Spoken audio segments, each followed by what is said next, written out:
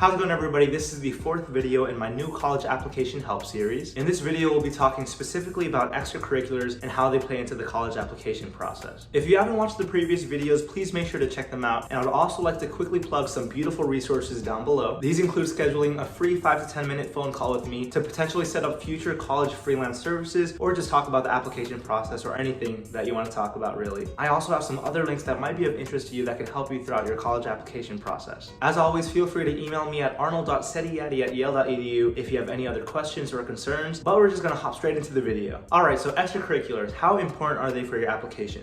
Long story short, they are very, extremely, crazy important. Yes, very, very important. I've mentioned this before, but generally speaking, having really good grades and test scores for the most part is just a benchmark to qualify you to gain admission into the Ivy League. There are many people with good test scores and grades, so having unique extracurriculars will be able to set you apart. And actually, activities is a better term than extracurriculars because extracurricular tends to have a connotation related to academics in school, but in reality, it can be any single activity that you do or that you've done. Yale's website has the best advice on activities, so I'm going to read it directly. It says, "Our advice is to pursue what you love and tell us about that. Be yourself, ask the teachers who really know you to recommend you, apply and relax." If I'm gonna be honest, that is probably some of the best advice that you're gonna receive regarding this. People try overcomplicating it, but all you gotta do is find things that you love and that makes you happy and just do it well. Now here's some of my more practical advice for activities. So the first tip mainly applies for if you are just about to start high school or if you're still in your early stages, but honestly, just try everything, just do stuff. If you wanna find your passion or passions, it truly just comes from experimenting. Try out doing things, you'll be able to learn a lot about yourself. You'll be able to see what you like, what you don't like. Don't even try to approach it from a college application mindset, just genuinely do things. Do you like being physically active? Okay, that's great. Do you like sports? Awesome. Do you like soccer? Try playing soccer with friends, and maybe then you could try joining your school's junior varsity team or varsity team. Do you like watching anime? Cool. Are you interested in drawing? Cool, try it out. If you like drawing, do you also like working with computers? Maybe then try out graphic design. Maybe learn about graphic design and join the graphic design class at your school,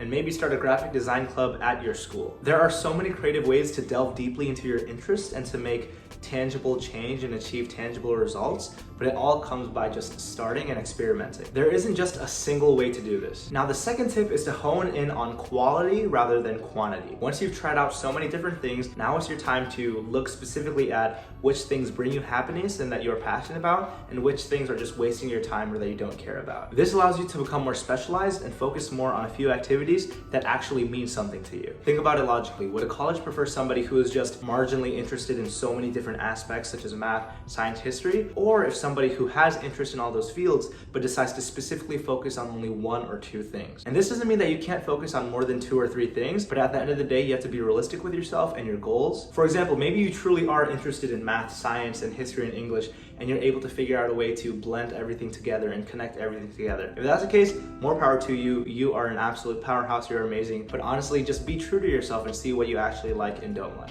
Yale has a quote about this directly, and I'm gonna read it, and it says, "You take leadership positions when they're available, and you invest your energies into the activities that you choose. You do not need to be president of a national organization to impress the admissions committee, but the committee would like to see that you have spent time pursuing meaningful opportunities and that you have had a positive impact on the people around you." Now, this third tip is mainly for my seniors out there, and if you don't have the time to pursue all these different things, just list out every single thing that you've done, even before high school. Just list every single thing that you've done, and then we can strategize and choose which activities are meaningful to you and which ones that you can focus on more or embellish more. You might be able to notice some patterns or interests that you did not know were as prominent throughout your career. For example, you might realize, oh, I did science camp in middle school, and actually in 9th grade, I was involved in the science club, but I took a break from it in 10th grade, but then I took all these AP chemistry and AP physics classes, and now I did the Olympiad in 11th grade. You might not be realizing it, but you can figure out a way to thread all those missing pieces together and to tell a story and to create a narrative about your interests and your life. That's pretty much what I did. Now, number 4 is a tip that you hear me saying a lot of the time, but context is key. When admissions officers look at your application, they are judging you with the context of your school environment, of your community. They want to make sure that you are taking advantage of the resources that are available to you. For example, let's say your school doesn't have that many extracurriculars. If you were the one who took the initiative to create an extracurricular that you're passionate about, that is always a good sign. On the flip side, if they know that your school has a lot of resources and extracurriculars, but you are not utilizing any of them, this could potentially be a bad sign. Just be honest with yourself and ask the question,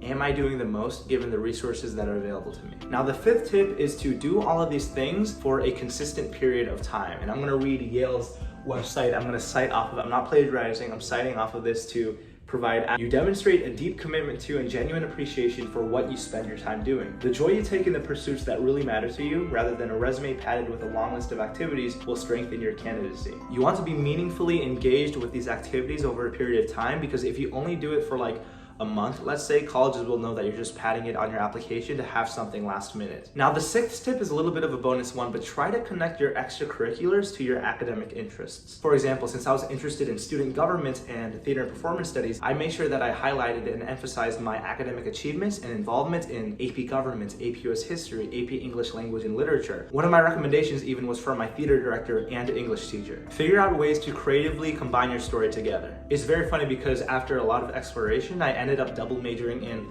political science and theater and performance studies, the things that I was interested on an extracurricular level and academic level in high school. So the seventh tip is to provide service with your passion. You engage your community beyond the classroom. Yale is home to hundreds of student organizations, and we want to admit students who will take advantage of these resources and contribute to Yale's vibrant extracurricular community. Ultimately, these top colleges want to recruit leaders who want to cause positive social change. Yale in particular really prioritizes it, so if you're able to use your passions and interests to help out other people, that is always a plus.